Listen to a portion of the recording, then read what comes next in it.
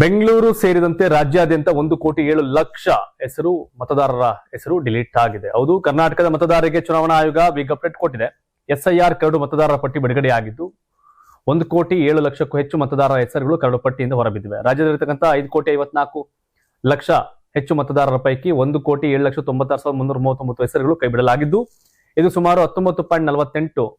ಅಂದ್ರೆ ಇದು ಅಂತಿಮ ಪಟ್ಟಿಯಲ್ಲ. ಹೆಸರು ಕೈಬಿಟ್ಟವರು ಆಕ್ಷೇಪಣೆ ಸಲ್ಲಿಸಿ ಮತ್ತೆ ಸೇರ್ಪಡೆಯಾಗಲು ಅವಕಾಶವಿದೆ.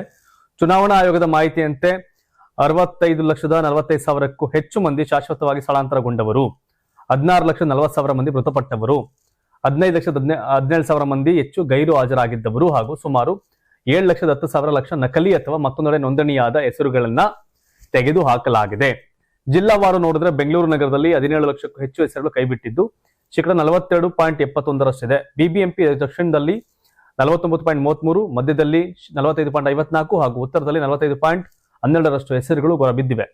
ಕಲಬುರಗಿಯಲ್ಲಿ ಶೇಕಡ 22ರಷ್ಟು, ಮೈಸೂರಲ್ಲಿ 19ರಷ್ಟು, ರಾಯಚೂರಲ್ಲಿ 18.75ರಷ್ಟು, ಉಡುಪಿಯಲ್ಲಿ ಈ ಪ್ರಮಾಣ ಕೇವಲ 5.95ರಷ್ಟಿದೆ.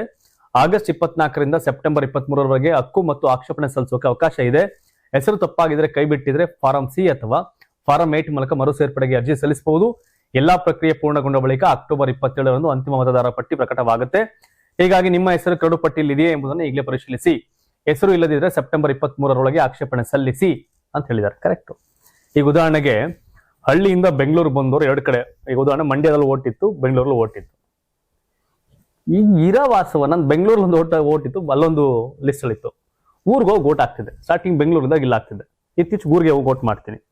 ಈ ತರ ಗ್ರಾಮೀಣ ಭಾಗದಿಂದ ಬೆಂಗಳೂರು ಬಂದವರು ಬಹಳಷ್ಟು ಜನ ಇಲ್ಲೂ ಅಲ್ಲೂ ಎರಡು ಕಡೆ ಇತ್ತು. ಇನ್ನು ಬೇರೆ ರಾಜ್ಯದಿಂದ ಬಂದವರು ಎಲ್ಲರೂ ಈ ಸರ್ SIR UP ಆಯ್ತು, ಲೈಕ್ ಅಂದ್ರೆ ವೆಸ್ಟ್ ಬೆಂಗಾಲ್ ಆಯ್ತು, ಬಿಹಾರ್ ಆಯ್ತು, ತಮಿಳ್ನಾಡು ಆಯ್ತು, ಅವರೆಲ್ಲ ಹೋಗಿ ಓಟ್ನ ಅಲ್ಲಿ ಉಳಿಸ್ಕೊಂಡ್ರು. ಆಗ 1 ಕೋಟಿ ಇದೆ ಇಡೀ ದೇಶದಲ್ಲಿ ಇದೇ ಹೈಯೆಸ್ಟ್. ಹಂಗ್ ನೋಡ್ರೆ ನಮ್ಮ ರಾಜ್ಯ ಕಂಪೇರ್ ಮಾಡಿದ್ರೆ 1,07,00,000 ಹೈಯೆಸ್ಟ್ ಇದು. ಯಾಕೆ ಅಂದ್ರೆ ಇದೊಂಥರ ಮಿನಿ ಇಂಡಿಯಾ. ಬೇರೆ ಬೇರೆ ರಾಜ್ಯದಿಂದ ಅತಿ ಹೆಚ್ಚು ಜನ ವಾಸ ಮಾಡುವಂತ ದಕ್ಷಿಣ ಭಾರತದ ರಾಜ್ಯ ನಮ್ದು. ಆ ಕಾರಣಕ್ಕೆಲ್ಲ ಅವ್ರವ್ರ ಊರಲ್ಲಿ ಯಾರು ಓಟ್ ಉಳಿಸ್ಕೊಂಡ್ರು ಹಳ್ಳಿಗಳಲ್ಲಿ, ಮತ್ತೆ ಈ ಕಾರಣಕ್ಕೆ ಇಷ್ಟ ಆಗಿದೆ ಅಷ್ಟೇ. ಅದು ಬಿಟ್ರೆ ಬೇರೆ ಅಂತ ದೊಡ್ಡದೇನಿಲ್ಲ. ಯಾರಿಗೂ ಶಾಕಿಂಗ್ ನ್ಯೂಸ್ ಏನಲ್ಲ. ಎಡವಟ್ಟಾಗಿ ಹೋಗಿದ್ರೆ ಈಗ ಪ್ರಕಾಶ್ ರಾಜ್ಯನ 5 ಕಡೆನೋ ಇತ್ತಂತಪ್ಪ, ಇಲ್ಲಿ ಎಲ್ಲೋ ಬಿಟ್ಬಿಟ್ಟವ್ರೆ ಅಂತಾರೆ.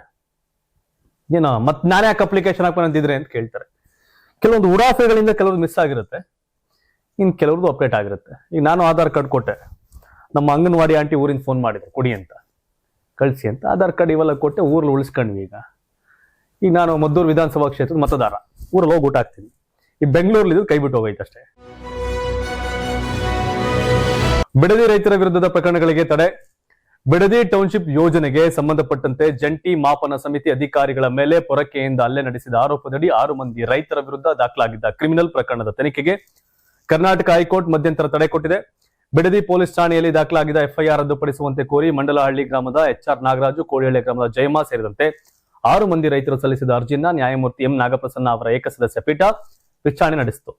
ಪ್ರಕರಣದ ಹಿನ್ನೆಲೆ ಹಾಗೂ ದೂರು ದಾಖಲಾದ ಹಿನ್ನೆಲೆಯನ್ನು ಪರಿಶೀಲಿಸಿದ ನ್ಯಾಯಾಲಯ ಮುಂದಿನ ಆದೇಶದವರೆಗೆ ಅರ್ಜಿದಾರರ ವಿರುದ್ಧ ಯಾವುದೇ ತನಿಖಾ ಕ್ರಮ ಕೈಗೊಳ್ಳದಂತೆ ಸೂಚಿಸಿದೆ. ವಿಚಾರಣೆ ವೇಳೆ ರೈತರ ಪರ ಹಿರಿಯ ವಕೀಲ DR ರವಿಶಂಕರ್ ವಾದ ಮಂಡಿಸಿ ಬಿಡದಿ ಟೌನ್ಶಿಪ್ ಯೋಜನೆಗೆ ಜಮೀನು ನೀಡಲು ಇಚ್ಛಿಸದ ರೈತರ ಭೂಮಿಯನ್ನ ಬಲವಂತವಾಗಿ ವಶಪಡಿಸಿಕೊಳ್ಳೋದಿಲ್ಲ ಅಂತ ಸರ್ಕಾರವೇ ಸ್ಪಷ್ಟಪಡಿಸಿತು. ಆದ್ರೆ ಜಂಟಿ ಮಾಪನ ಸಮಿತಿ ಅಧಿಕಾರಿಗಳು ಖಾಸಗಿ ಕಾರಣ ಬಾಡಿಗೆಗೆ ಪಡ್ಕೊಂಡು ರೈತರ ಜಮೀನುಗಳಿಗೆ ತೆರಳಿದ್ರು. ಇದನ್ನ ವಿರೋಧಿಸಿ ರೈತರು ತಮ್ಮ ಹಕ್ಕಿಗಾಗಿ ಪೊರಕೆ ಚಳವಳಿ ಮೂಲಕ ಶಾಂತಿಯುತ ಪ್ರತಿಭಟನೆ ನಡೆಸಿದ್ರು ಅಂತ ವಕೀಲರು ನ್ಯಾಯಾಲಯಕ್ಕೆ ತಿಳಿಸಿದ್ರು. ಅಲ್ಲದೆ ಘಟನೆಯಲ್ಲಿ ಗಾಯಗೊಂಡಿದ್ದಾರೆ ಎನ್ನಲಾದ ಯಾವುದೇ ಅಧಿಕಾರಿಯೂ ದೂರು ನೀಡಿಲ್ಲ. ಬದಲಿಗೆ ಸಮಿತಿಯ ಕೆಲಸಕ್ಕಾಗಿ ಬಾಡಿಗೆಗೆ ಪಡೆದಿದ್ದ ಕಾರಿನ ಚಾಲಕನಿಂದ ದೂರು ಕೊಡಿಸಲಾಗಿದೆ ಅಂತ ವಕೀಲರು ಆಕ್ಷೇಪ ವ್ಯಕ್ತಪಡಿಸಿದ್ರು.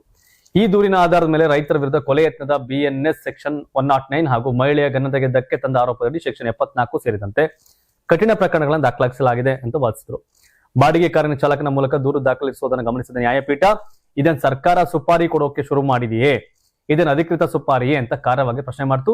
ರೈತರ ವಿರುದ್ಧದ ಇಂತಹ ಕಠಿಣ ಕ್ರಮ ಕೈಗೊಂಡಿರುವುದಕ್ಕೂ ನ್ಯಾಯಾಲಯ ಅಸಮಾಧಾನ ವ್ಯಕ್ತಪಡಿಸಿತು. ಒಡ್ಸ್ಕೊಂಡವ್ರು ಕೊಡ್ಬೇಕಾಗಿತ್ತು, ಕಾರಣ ಹತ್ರ ಯಾಕೆ ಕೊಡ್ಸಿದ್ರು? ಕರೆಕ್ಟ್. ಪೊರಕೆ ಚಳುವಳಿ ಧೈರ್ಯವಾಗಿ ಹೋರಾಟ ಮಾಡ್ಬೇಕಾರಷ್ಟೇ. ಇಟ್ಸ್ ಗುಡ್, ಒಳ್ಳೆ ಬೆಳವಣಿಗೆ ಇದು. ಶಾಸಕ ಭೈರತಿ ಬಸವರಾಜ್ಗೆ relief. Rowdy sheeter Biklu Shiva ಕೊಲೆ ಪ್ರಕರಣಕ್ಕೆ ಸಂಬಂಧಪಟ್ಟಂತೆ KR ಪುರಂ ಕ್ಷೇತ್ರದ ಬಿಜೆಪಿ ಶಾಸಕ ಭೈರತಿ ಬಸವರಾಜ್ ಅವರಿಗೆ ಬೇಗ ರಿಲೀಫ್ ಸಿಕ್ಕಿದೆ. ವಿಚಾರಣಾ ದಿನ ನ್ಯಾಯಾಲಯ ಮಂಜೂರು ಮಾಡಿದ್ದ ಜಾಮೀನನ್ನು ರದ್ದುಪಡಿಸಲು ಕರ್ನಾಟಕ ಹೈಕೋರ್ಟ್ ಸೋಮವಾರ ನಿರಾಕರಿಸಿದೆ. ಕೆಳ ನ್ಯಾಯಾಲಯದ ಆದೇಶವನ್ನ ಎತ್ತಿಡಿರತಕ್ಕಂತ ಹೈಕೋರ್ಟ್ ರಾಜ್ಯ ಸರ್ಕಾರ ಸಲ್ಲಿಸಿದ್ದ ಮೇಲ್ಮನವಿ ಅರ್ಜಿಯನ್ನ ವಜಾಗೊಳಿಸಿ ಆದೇಶ ಹೊರಡಿಸಿದೆ. ಬೆಕ್ಲು ಶಿವ ಹತ್ಯೆ ಪ್ರಕರಣದಲ್ಲಿ 5ನೇ ಆರೋಪಿಯಾಗಿರ್ತಕ್ಕಂಥ ಶಾಸಕ ಬೈರತಿ ಬಸವರಾಜ್ ಅವರಿಗೆ ವಿಚಾರಣಾಧೀನ ನ್ಯಾಯಾಲಯವು ಮುಂಚಿತವಾಗಿ ಜಾಮೀನು ನೀಡಿತ್ತು. ಆದರೆ ಈ ಜಾಮೀನು ಮಂಜೂರಾತಿಯನ್ನ ಪ್ರಶ್ನಿಸಿ ಹಾಗೂ ಅದನ್ನ ರದ್ದುಗೊಳಿಸುವಂತೆ ಕೋರಿ ರಾಜ್ಯ ಸರ್ಕಾರವು ಹೈಕೋರ್ಟ್ ಮೆಟ್ಟಿಲೇರಿತ್ತು. ಈ ಅರ್ಜಿಯ ವಿಚಾರಣೆ ನಡೆಸಿದ ನ್ಯಾಯಮೂರ್ತಿ ಎಂ ನಾಗಪ್ರಸನ್ನ ಅವರಿದ್ದ ಏಕಸದಸ್ಯ ಪೀಠವು ಸರ್ಕಾರದ ಮನವಿಯನ್ನ ವಜಾಗೊಳಿಸಿ ಜಾಮೀನು ಆದೇಶವನ್ನ ಎತ್ತಿ ಹಿಡಿದಿದೆ. ಇದೇ ವರ್ಷ ಮಾರ್ಚ್ 12ರಂದು ಬೈರತಿ ಬಸವರಾಜ್ಗೆ 42ನೇ ಎಸಿಜೆಎಂ ಕೋರ್ಟ್ ಷರತ್ತುಬದ್ಧ ಜಾಮೀನು ಮಂಜೂರನ್ನ ಮಾಡಿತ್ತು. ಒಳಕ್ ಹಾಕ್ಬೇಕು ಅಂತ ಬಹಳಷ್ಟು ಟ್ರೈ ಮಾಡಿದ್ರು ಬಳಸಬೇಕು ಅಂತ, ಬಟ್ ಪಾಸ್ ಆಗ್ತಾರ ಬೈರತಿ ಬಸವರಾಜ್.